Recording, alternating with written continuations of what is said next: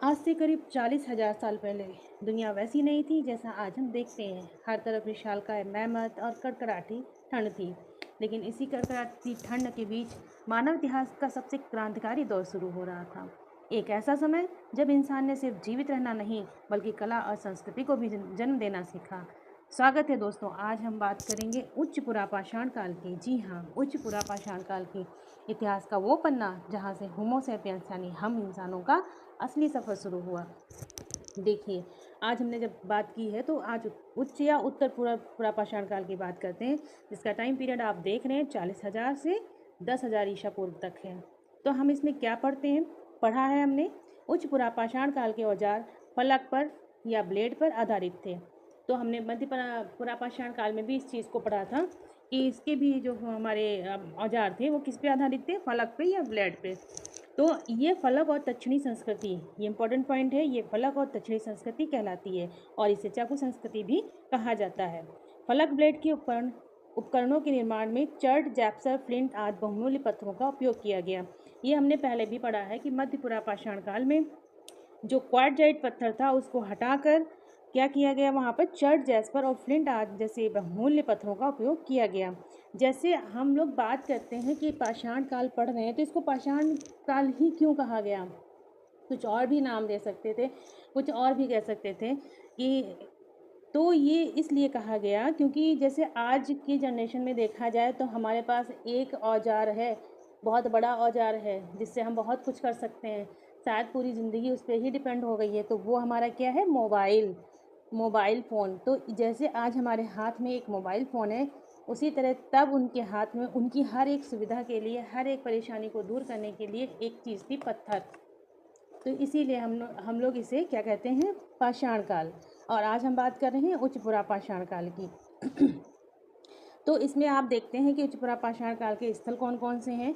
तो झारखंड में एक पड़ता है सिंह भूमि, जबकि हमने कल पढ़ा था कि बिहार में सिंह भूमि जो मध्य पुरापाषाण काल का एक स्थान है और झारखंड का सिंह भूमि ये उच्च पुरापाषाण काल का एक स्थान है। कभी कभी यही पूछते हैं कि सिंहभूम कहाँ स्थित है, इसके बारे में बहुत जानकारी आपको नहीं पढ़नी है और बहुत जानकारी वो नहीं पूछते हैं। मध्य प्रदेश में क्या है? भीमबेटका, रामपुर और बागोर। आपको भीमबेटका और बागोर दो को बहुत ज़्यादा से याद रखना है। भीमबेटका तो हम लोगों ने पिछली बार पढ़ा भी है, अच्छे से पढ़ा है कि कहाँ पे स्थित है, क्या विशेषताएं हैं, किसने खोज की है। और बागोर हम लोग अब इस समय पढ़ेंगे। इसी तरह महाराष्ट्र में देखते हैं पटणे, भदणे, इनाम गांव। इसमें आपको पटणे और इनाम गांव को याद रखना है। आंध्र प्रदेश में नागार्जुन कोंडा, कर्नूल में बिलासुग्राम की गुफाएं, प्रकाश जिले में पलेरू घाटी आदि स्थान हैं। तो आपको क्या याद रखना है? नागार्जुन कोंडा पूछ लेता है कभी कभी, रेनीगुंटा और नागार्जुन कोंडा किस काल से संबंधित है और ये भी पूछता है कि ये किस राज्य में है। तो आपको याद रखना है ये आंध्र प्रदेश में है। कर्नूल में जो बिलासुर ग्राम है इसकी एक विशेषता है जो आगे हम पढ़ेंगे। कर्नाटक में भी आपको थोड़ा बहुत याद रखना है, जैसे मैरल भाभी याद रखना है आपको। राजस्थान में पूर्णा पुष्कर, ये आपको बहुत अच्छे से याद रखना है। अब हम बात कर लेते हैं भीमबेटका की। तो भीमबेटका में क्या ही विशेषता है ये हम आपको बताते हैं। भीमबेटका जो कहाँ स्थित है? रायसेन जिले में मध्य प्रदेश में स्थित है। इसकी गुफाओं से भारत में गुफा चित्रकारी के प्राचीनतम यानी पाषाणकालीन साक्ष्य प्राप्त हुए हैं। पहली बार गुफाओं का प्रयोग एवं गुफा चित्रकारी का प्रारंभ उच्च पुरापाषाण काल में ही हुआ है। जो भीमबेटका में गुफा चित्रकारी हमारी जो इसके प्राचीनतम साक्ष्य मिले हैं, तो ये गुफा चित्रकारी का प्रारंभ कब हुआ है? उच्च पुरापाषाण काल से हुआ है। यद्यपि भीमबेटका में गुफा चित्रकला की शुरुआत उच्च पुरापाषाण काल में हुई, लेकिन भीमबेटका में सर्वाधिक संख्या में चित्र मध्य पाषाण काल के हैं। पूछता है ये प्रश्न कि भारत में गुफा चित्रकारी के जो प्राचीनतम साक्ष्य थे वो कब मिले? तो ये उच्च पुरापाषाण काल में मिले और इसी में गुफा चित्रकारी का प्रारंभ भी माना जाता है। अच्छा, इसे ढूंढा किसने था? इसको C.L. कार्लाइल ने ढूंढा था। इसकी खोज यानी इस गुफा चित्रकारी की खोज किसने की थी? C.L. कार्लाइल ने की थी। ये भी पॉइंट आपको याद रखना है। लेकिन भीमबेटका में जो गुफा चित्रकला की शुरुआत तो उच्च पुरापाषाण काल में हुई, पर ये क्वेश्चन पूछता है कि सबसे ज़्यादा चित्र किस काल के मिले हैं? तो सर्वाधिक संख्या में चित्र हमें मध्य पाषाण काल के मिले हैं। अब अगला पॉइंट हम लोग देख लेते हैं। ये जो आंध्र प्रदेश में हमने बोला था अभी, आंध्र प्रदेश में कर्नूल में जो बेटम चेला स्थान है उसके पास में एक चिंतामण गवि, मुच्छतला चिंतामण गवि एक स्थान है।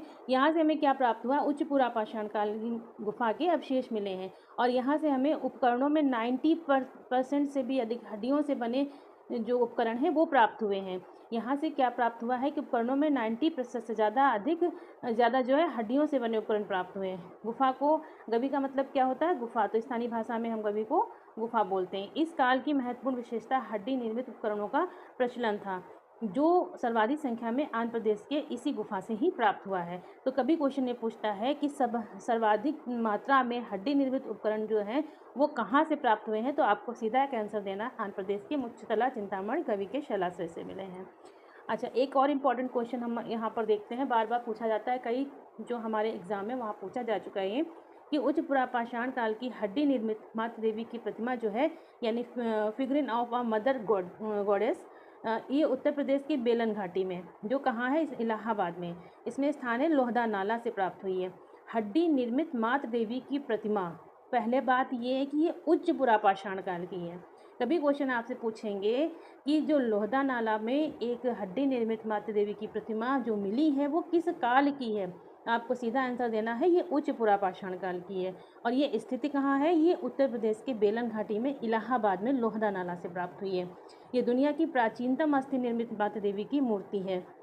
हालांकि अपवाद तो बहुत हैं, जैसे कुछ लोग इसको क्या, जैसे रॉबर्ट जी बेडनरिक हैं, इन्होंने इसको क्या बताया कि उच्च पुरापाषाण काल का एक क्षतिग्रस्त हड्डी बर्छी सिर बताया है, लेकिन ये नहीं है। ये आपको याद रखना है कि हड्डी निर्मित मातृ देवी की प्रतिमा यानी figurine of a mother goddess, ये कहाँ से मिला है? उत्तर प्रदेश की बेलन घाटी से मिला हुआ है। अब हम बात कर लेते हैं पटने की। ये भी बहुत पूछा जाता है, ये पॉइंट मोस्ट इंपॉर्टेंट पॉइंट है, ये भी पॉइंट मोस्ट इंपॉर्टेंट पॉइंट था। महाराष्ट्र में स्थित पटने से शुतुरमुर्ग के अंडे के खोल के टुकड़े यानी ऑस्ट्रिच एक्सल पीस पर कुरेद कर बनाई गई लाइनें इस काल की कला के प्रमाण है। किस काल की कला के प्रमाण है? तो ये उच्च पुरापाषाण काल के कला के प्रमाण है। लेकिन ये जो महाराष्ट्र में स्थित एक स्थान पटने है, यहाँ से जो शुतुरमुर्ग के अंडे के खोल पे डिज़ाइन की गई है, ये पहले यहाँ नहीं मिला था। ये सबसे पहले कहाँ से खोजा गया था? तो हम लोग पढ़ रहे थे भारत के उच्च पुरापाषाण काल के जो अवशेष थे वो हमें कहाँ मिले थे? वो हमें सर्वप्रथम उत्तर प्रदेश के बेलन घाटी से प्राप्त हुए थे।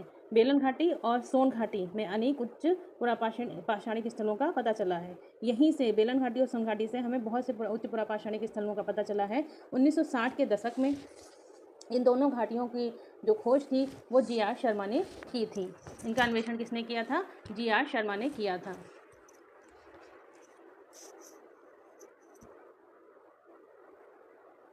बेलन घाटी इलाहाबाद उत्तर प्रदेश के चौपानी मांडो से उच्च पुरापाषाणिक चरण से लेकर नवपाषाण युग तक के जो एक बसावट का अनुक्रम है वो पता चलता है। तो चौपानी मांडो एक बहुत महत्वपूर्ण स्थान है। यहाँ से हमें क्या पता चलता है कि उच्च पुरापाषाण से नवपाषाण तक के जो भी हमारा बसावट का अनुक्रम है, जो जीवन शैली का अनुक्रम था, उसका पता चलता है। तो ये आप याद रखिएगा, चौपानी मांडो है कहाँ? ये बेलन घाटी इलाहाबाद उत्तर प्रदेश में। और इसकी विशेषता क्या है? यहाँ से हमें उच्च पुरापाषाणिक चरण से लेकर नवपाषाण युग तक के एक बसावट का अनुक्रम का पता चलता है। आंध्र प्रदेश के जो कर्नूल में स्थित एक बिलासपुर ग्राम स्थान है, यहाँ से प्राचीनतम चूल्हे के अवशेष मिले हैं। कर्नूल से ही पुरापाषाण काल में राख के साक्ष्य भी मिले हैं। तो ये क्वेश्चन तो पूछा ही जाता है कि चूल्हे के साक्ष्य कहाँ मिले हैं, प्राचीनतम साक्ष्य चूल्हे के वो कहाँ से प्राप्त हुए हैं। तो आपको ये बताना है कि कर्नूल के बिलासपुर ग्राम से ये प्राप्त हुए हैं। अच्छा, अब हम आ जाते हैं जो उच्च पुरापाषाण काल की विशेषताएं। ये दो बहुत इंपॉर्टेंट विशेषताएं हैं जो उच्च पुरापाषाण काल में हुआ है। एक तो नए चकमक उद्योग की स्थापना हुई है और आधुनिक स्वरूप वाले यानी होमो सेपियंस जो थे या प्राज्ञ मानव थे, इनका उदय हुआ है। तो उच्च पुरापाषाण में ये कुछ विशेष बातें हैं जो हमें याद रखनी है। ये हमारे परीक्षा के पॉइंट ऑफ व्यू के लिए बहुत ही ज़्यादा ज़रूरी है। तो बस आज की वीडियो में इतना ही रखते हैं और कल आगे पढ़ेंगे हम लोग। तब तक के लिए राधे राधे सभी को। जय श्री कृष्ण।